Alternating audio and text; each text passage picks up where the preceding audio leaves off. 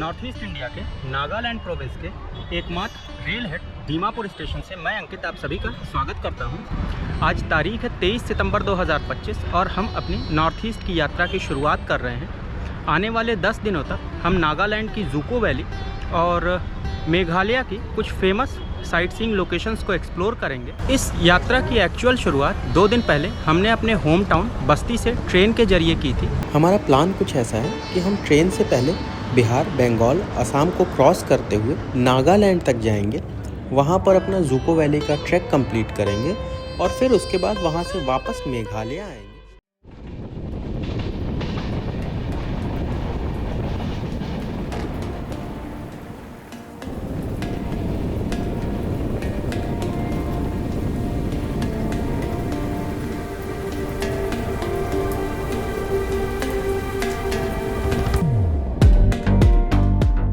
Monsoon के मौसम में रेल से उत्तर पूर्व भारत की यात्रा करना अपने आप में एक बेहद जादुई अनुभव होता है। यह एक साधारण रेल का सफ़र नहीं बल्कि प्रकृति के सजीव कैनवस से गुजरने के जैसा एहसास देता है। जैसे ही ट्रेन पहाड़ियों, जंगलों, नदी की घाटियों के बीच से अपनी रफ्तार पकड़ती है, ऐसा लगता है मानो बादल, बारिश और हरियाली मिलकर यात्रियों का स्वागत कर रहे हों।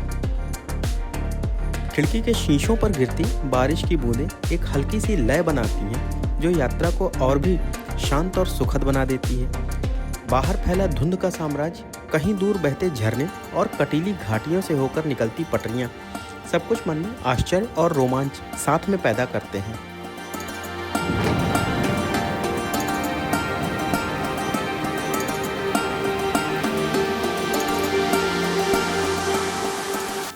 उत्तर पूर्व भारत के घने जंगल अपनी अनूठी जैव विविधता और प्राकृतिक रहस्यवाद के लिए भी प्रसिद्ध हैं। यहाँ के जंगल सिर्फ हरे पेड़ों का समूह नहीं बल्कि एक जीवंत संसार है जहाँ प्रकृति अपने सबसे सुंदर और सबसे प्राचीन रूप में दिखाई देती है। इन जंगलों में ऊंचे ऊंचे साल, शीशम, बांस और अनगिनत प्रकार के वृक्ष और जड़ी बूटियाँ पाई जाती हैं।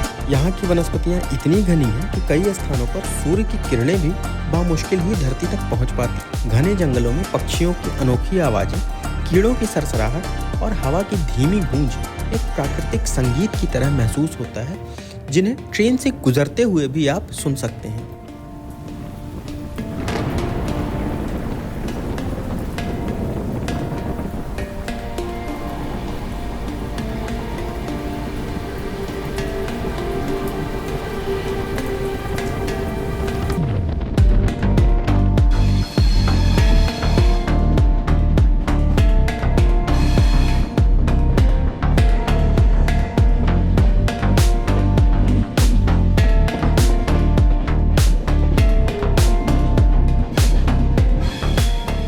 अब हम दीमापुर पहुंच रहे हैं जो कि नागालैंड में है। अगर आप ज़ूको वैली का ट्रैक करने के लिए निकले हैं तो मोस्टली आपको दीमापुर तक आना ही होता है। फिर यहाँ से आप कोहिमा और जो बेस कैंप के विलेजेस हैं उनकी तरफ प्रोसीड करते हैं। तो हमारा भी प्लान कुछ ऐसा ही है। हम अभी दीमापुर में ये ट्रेन छोड़ देंगे, यहाँ से बस से कोहिमा जाएंगे और फिर वहाँ से अपने होम स्टे की तरफ जाएंगे। हमने अपना आज का होम स्टे किग्वेमा नाम के एक गांव में बुक किया है जो हम आपको आगे दिखाएंगे।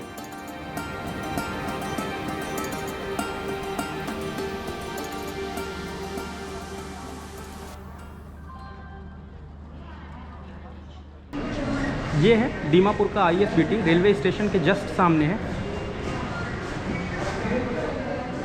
ये है हमारी दीमापुर से कोहिमा की टिकट। सुपर डीलक्स कैटेगरी की टिकट बस की 160 रुपये की है, नॉर्मल टिकट 130 रुपये की है। दोनों टिकट्स आपको यहाँ काउंटर से ही मिल जाएंगी। ये वाला काउंटर है। ये है हमारी नागालैंड स्टेट ट्रांसपोर्ट की बस जो हमें कोहिमा तक लेकर के जाएगी। यहाँ से कुछ 80 किलोमीटर या 90 किलोमीटर जैसी डिस्टेंस है। घाट रोड्स हैं तो 3 घंटे के आसपास का समय लगता है।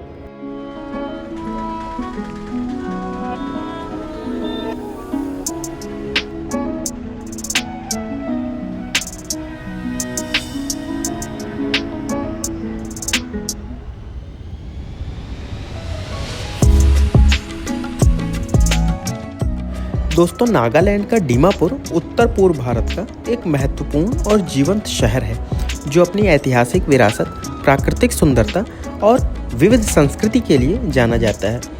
इस शहर को नागालैंड का प्रवेश द्वार माना जाता है क्योंकि यहाँ पर हवाई अड्डा और एकमात्र रेल कनेक्टिविटी जो पूरे नागालैंड को सर्व करती है वो उपलब्ध है। इसका इतिहास भी काफ़ी समृद्ध है क्योंकि कभी यह स्थान प्राचीन कछारी साम्राज्य की राजधानी हुआ करता था, जिसके अवशेष आज भी आपको कछारी खंडहरों के रूप में यहाँ पर देखने को मिल जाएंगे।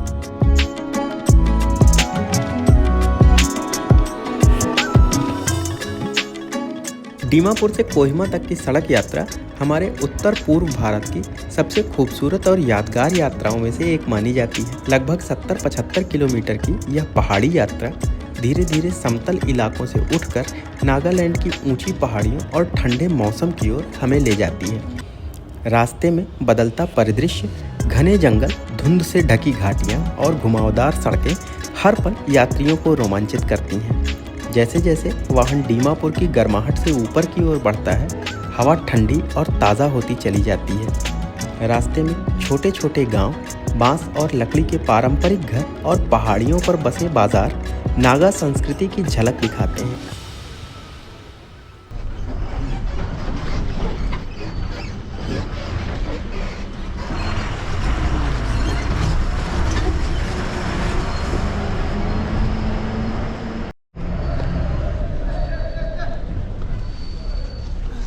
करीब 3 घंटे के एडवेंचरस और मज़ेदार सफ़र के बाद फाइनली हम आ पहुँचे हैं ISBT कोहिमा। ISBT कोहिमा जो है मेरे पीछे आपको दिख रहा होगा, ये है ISBT कोहिमा। ये शहर से बिल्कुल बाहर है। यहाँ उतरने के बाद आपको कहीं भी जाना है अगर, तो यहाँ से टैक्सियाँ लेनी पड़ती हैं। जो काली पीली टैक्सी चलती है वो सिटी सेंटर ले जाने का 250 रुपये चार्ज कर रही है। हमने जो टैक्सी करी है वो हमें जो यहाँ की वॉर सेमेट्री है उसको घुमाते हुए लेकर के जाएगा BOC यानी सिटी सेंटर, तो हम उसको 400 रुपये देने वाले हैं। चलिए टैक्सी बोर्ड करते हैं और पहुंचते हैं वॉर सेमेट्री की तरफ। निकलते हैं यहाँ से।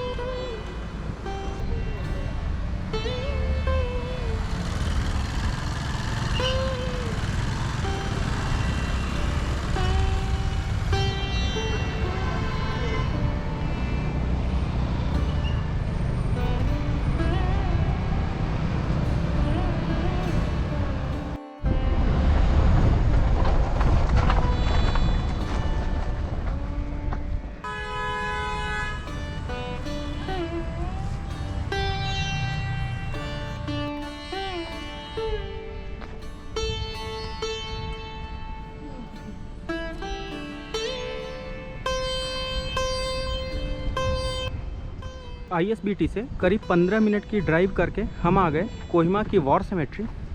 यहाँ पर सेकेंड वर्ल्ड वॉर में एक बहुत बड़ी लड़ाई हुई थी, बैटल ऑफ कोहिमा बोलते हैं। जापान की जो सेना है वो मलेशिया और म्यांमार साइड से पूरे एशिया पे कब्ज़ा करते हुए इस तरफ आ रही थी और यहाँ पर फाइनली अंग्रेज़ों से उनकी लड़ाई हुई थी, बहुत भीषण लड़ाई हुई थी और यहाँ से जापानियों का रिट्रीट शुरू हुआ था। उसी युद्ध की स्मृति में ये मेमोरियल बनाया हुआ है। बहुत ही सुंदर स्थान है, देखिए।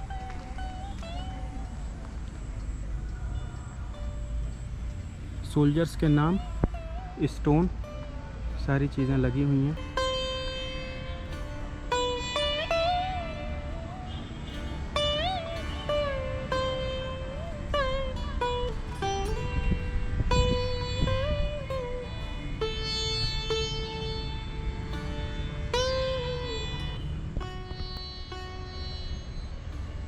वेदर काफ़ी चेंज हो गया हमारे यहाँ आने के बाद से।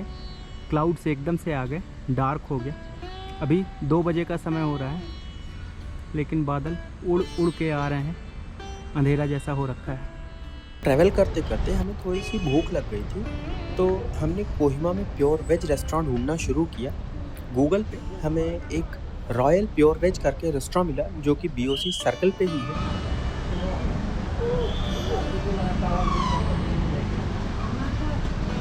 ये सामने है BOC सर्कल, ठीक BOC सर्कल पे है ये रेस्टोरेंट। चलिए चलते हैं, एक्सप्लोर करते हैं। दोस्तों BOC पहुंचने के बाद हमें थोड़ी भूख लग गई थी। यहाँ से हमारा होम स्टे अभी भी करीब आधे घंटे की दूरी पर है। वो एक इनफैक्ट विलेज है जहाँ से हम कल ट्रैक स्टार्ट करेंगे। तो हमें थोड़ी भूख लग गई थी, तो हमने सोचा कि पहले कोहिमा में जब तक हम हैं, यहाँ पे प्योर वेज वाला एक रेस्टोरेंट मिला हमें, कुछ खा लेते हैं और उसके बाद होम स्टे के लिए निकलेंगे। अगर आप बाय द वे कोहिमा आ रहे हैं तो BOC पे बिल्कुल सेंटर में ही रॉयल वेज करके एक होटल है। अगर आप प्योर वेज होटल ढूंढ रहे हैं तो प्लेस की वाइब्स हमें ठीक लगी। हमने वेज थाली ऑर्डर करी है, देखते हैं कैसा एक्सपीरियंस रहता है।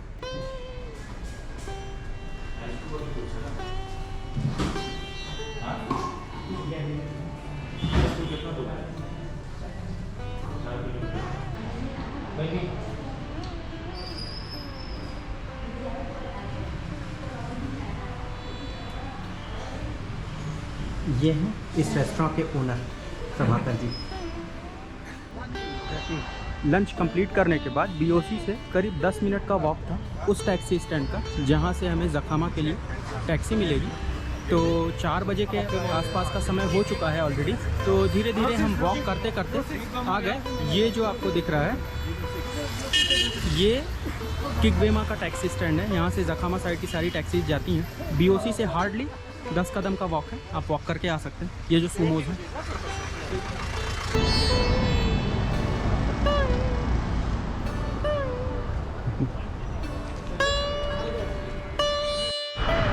दोस्तों हमने अपना ज़ूको वैली का ट्रैक खुद से प्लान किया था, और अगर आप भी हमारी तरह खुद से ये ट्रैक करना चाहते हैं तो ट्रैक शुरू करने के पहले की जो रात होती है वो आपको विस्वेमा, जखामा, किग्वेमा इस तरह के जो छोटे छोटे गांव हैं वहाँ कहीं आपको अपना एक होम स्टे बुक करना होगा। हमने अपना होम स्टे किग्वेमा नाम के गांव में बुक किया है। आज की रात हम वहाँ रुक जाएंगे और फिर कल सुबह वहाँ से हम निकलेंगे ट्रैक करने के लिए। अभी हम किग्वेमा के अपने होम स्टे की ही तरफ चल रहे हैं।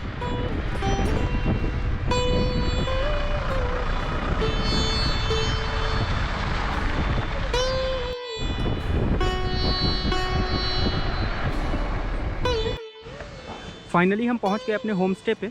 करीब आधे घंटे लगे हमें कोहिमा से यहाँ तक आने में। ये मेन रोड है नेशनल हाईवे 2, पीछे की तरफ से हम आ रहे हैं और ये है हमारा होम स्टे।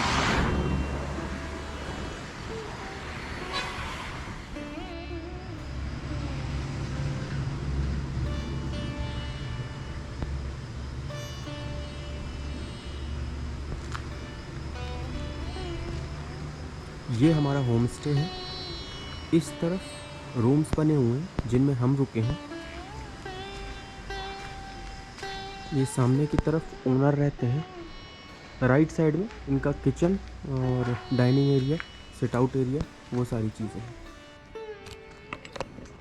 चेक इन करने के बाद हमने सोचा थोड़ी डे लाइट बची हुई थी तो किग्वेमा विलेज को थोड़ा एक्सप्लोर किया जाए।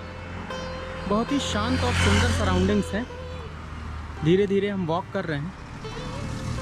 आबादी ना के बराबर है। बड़ा ही सीरीन एहसास है यहाँ होने का।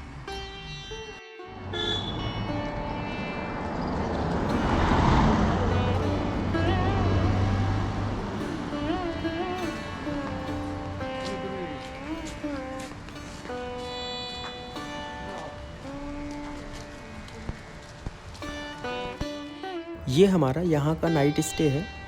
इस रूम के लिए हमने 1000 रुपये पर पर्सन पे किया हुआ है। हमारा ओवरऑल होम स्टे का और होस्ट का दोनों का अनुभव यहाँ का अच्छा रहा।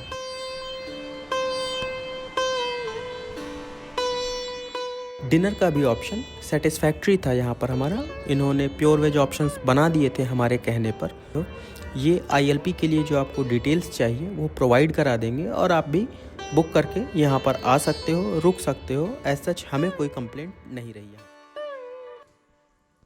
अब कल का हमारा जो प्लान है वो ये है कि कल हम यहाँ से सुबह सुबह उस पॉइंट तक जाएंगे जहाँ से एक्चुअली ज़ूको वैली की ट्रैकिंग स्टार्ट होती है, और कल की रात ज़ूको वैली में स्पेंड करेंगे। परसों सुबह सुबह थोड़ा सा वैली को और एक्सप्लोर करेंगे और वापस फिर गुवाहाटी की तरफ प्रोसीड करेंगे। So this was it. पहले एपिसोड को यहीं समाप्त करते हैं। आशा करता हूँ हमारी बस्ती से किग्वेमा विलेज तक की यात्रा आपको भी अच्छी लगी होगी। अगर वीडियो अच्छी लगी है तो वीडियो को लाइक कीजिए, चैनल को सब्सक्राइब कीजिए।